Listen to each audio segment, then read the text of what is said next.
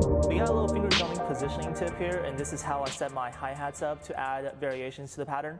I'm using the Yakuza 0 track that we did from a while ago, so check it out if you haven't. All of my main drums are in the second row.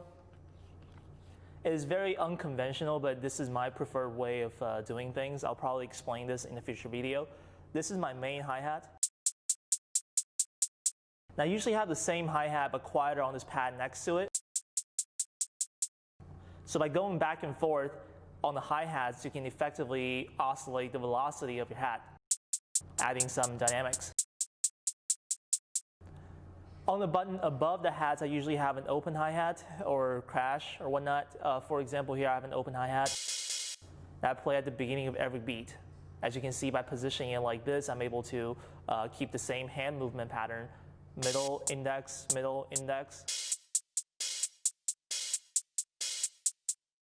which makes it really easy for my left hand to play this pattern without paying too much attention.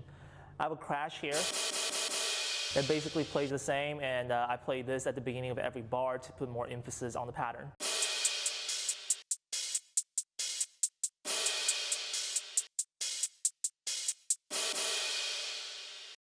This setup also makes it very easy to do organic hi-hat rolls. There are three main methods for me to do hi-hat rolls. The easiest one being resampling and saving the entire roll to one pad like this.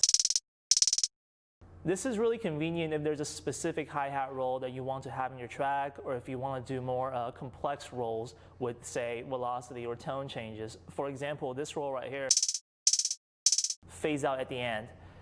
This is definitely less impressive to look at and a bit less free since these are all pre-programmed rolls. The second way to do this involves a little bit more practicing. When you're not playing any kicks or snares, you can move your kick snare hand over, play the same hi-hat sample with two hands together really fast to achieve a hi-hat roll like this.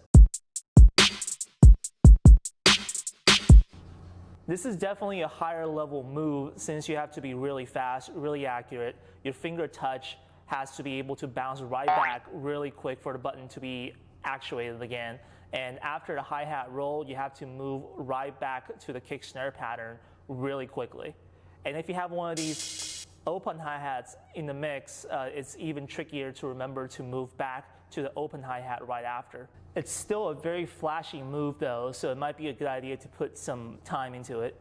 Lastly, this double hi-hat positioning that we talked about earlier enables a third option for doing hi-hat rolls. You can simply double time your normal hi-hat pattern to play the roll.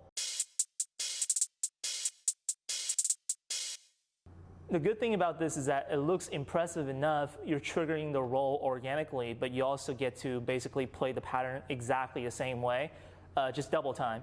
This move is a lot easier to do on arcade button controllers like the BeatBox here, since by going double time like this, you can't assert a whole lot of pressure to the buttons. And while the arcade button will actuate just fine as long as it's pressed down, a touchpad controller might not register the click if you don't press on it hard enough.